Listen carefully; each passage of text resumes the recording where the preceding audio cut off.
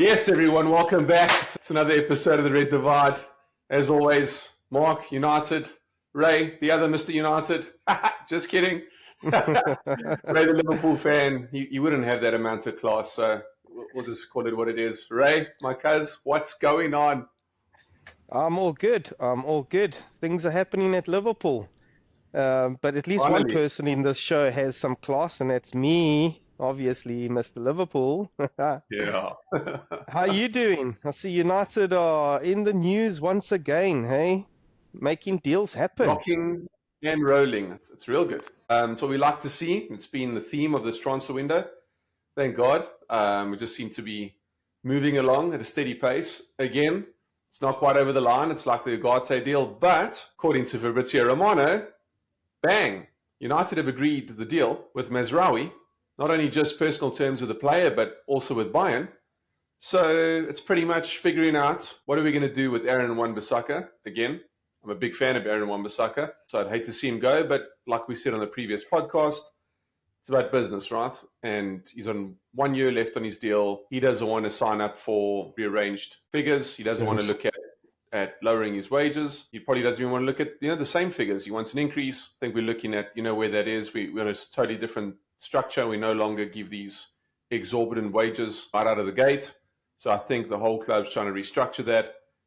He will likely leave. It all depends now whether he agrees to go to, Inter Milan, West Ham. Those are the two clubs he's been linked with recently. I understand he doesn't want West Ham. He prefers Inter Milan. So pretty much the deal with Mazraoui is over the line. It's just all about Aaron Wan-Bissaka now.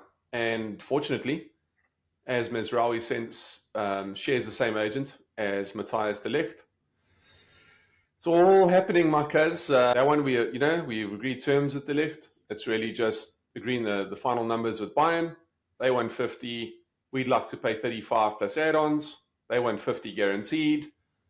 Just a negotiation, right? That's all it is. Yeah, Fortunately for us, the player only wants United. I think that's thanks to, previously playing for Erik ten Hag. He only wants United, so he's being patient. Otherwise, any other player may have decided, well, if you're not coming in for me right away, if you're not showing that intent, I'll go elsewhere. And of course, Mazraoui's also played for Ten Hag before. So, yeah, they both want to return to their old manager, which, credit to Ten Hag. That shows, his value. And, yeah, very happy with that. Just have to get those two over the line. But very, very excited, my cousin. Well, it seems like all these ex-players want to link up with Ten Hag again. Obviously says something about.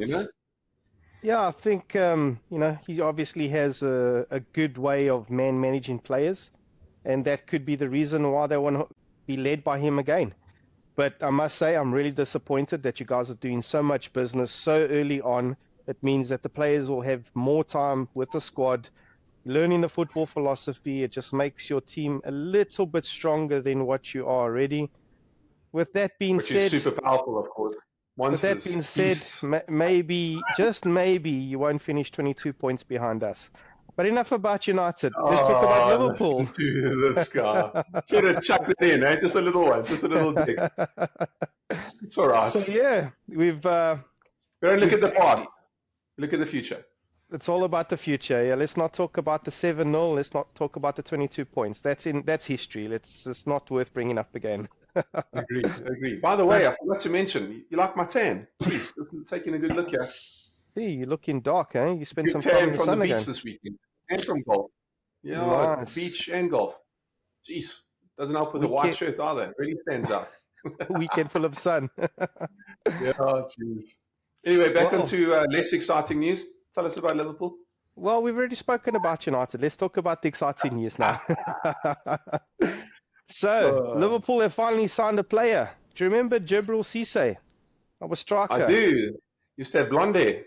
Yeah, he used to have multiple different color hairstyles. Yeah, I remember. The flamboyant player.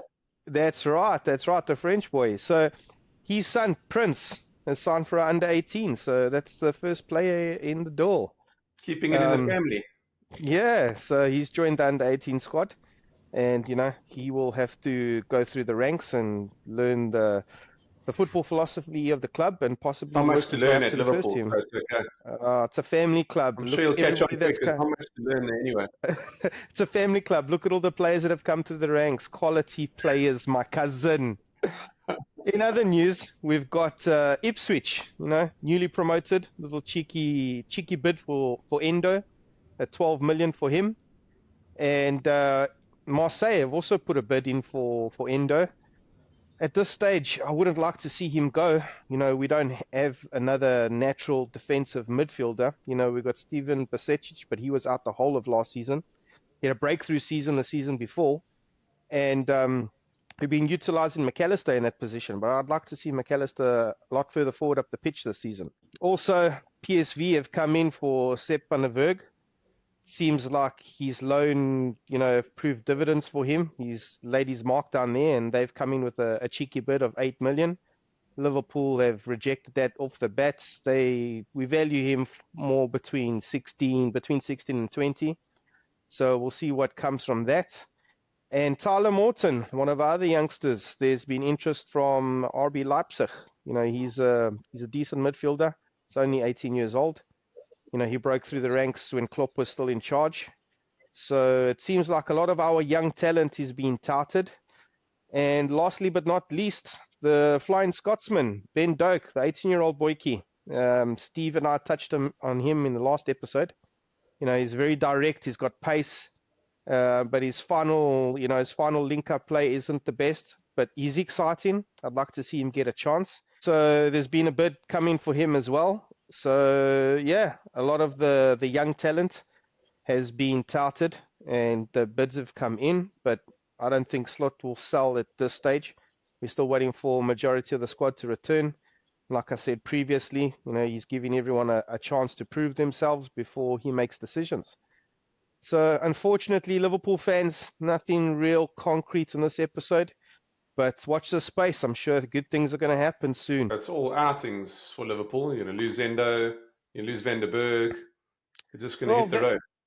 Endo, I wouldn't want to lose him because he's the only defensive midfielder we actually have. I don't think Van der Berg, I don't think so as well. I think he'd be ludicrous to let him go because we don't have any cover. Maybe that's why we rejected the bid off the bat. But Van der Berg, if he had to stay, it'd potentially be our fifth choice. Although he's looking physically stronger, his tactical work, isn't the greatest. He's good at defending, but his ball work isn't great. He can't find that slick pass to break the lines between the midfielders, getting the ball further up the pitch. He doesn't do the long ping balls like Van Dijk and Konate do. So, yeah, he would probably be fifth choice. So I think we will sell him, but Liverpool want a little bit more money for him. But I do think before the end of this transfer, he will be out the door. And you and Steve were just saying how much you guys were looking forward to seeing him. He's buffed up, he's back from a loan, and he's looking good. And now he might be out the door. Yeah, he wants to play, but he's done well on his loan, and now PSV have come back in for him. They obviously value his skill set and want to take him to their club. But the valuation is just not enough for Liverpool to sell. So unless they can agree better terms, then I can't see him going now. But once the rest of the centre-backs return, then quite possibly, I'm sure they'll reach an agreement. Oh, awesome. Well, enough of that boring talk. I'm sure you guys have almost been put to sleep here once again by my cousin. Anyway, stay tuned. We've got a lot more coming. And up the United. Let's go. Remember to like, subscribe, and we'll see you soon. Before we go, up the Arsenal. Peace. Listen to this guy. You're changing allegiance to Arsenal now, what? No, I called it in the last episode. Game, man. I called it in the last episode. Game. I said you would lose, and I was right. I didn't argue. I said, it's all about fitness. It doesn't matter. Well, that's it, guys, for another episode of The Red Divide. If you love the banter that Mark and I share, please like, subscribe, and tell all your mates about us. And we'll catch you in the next episode. Peace. Sounds good. See you later. Ciao.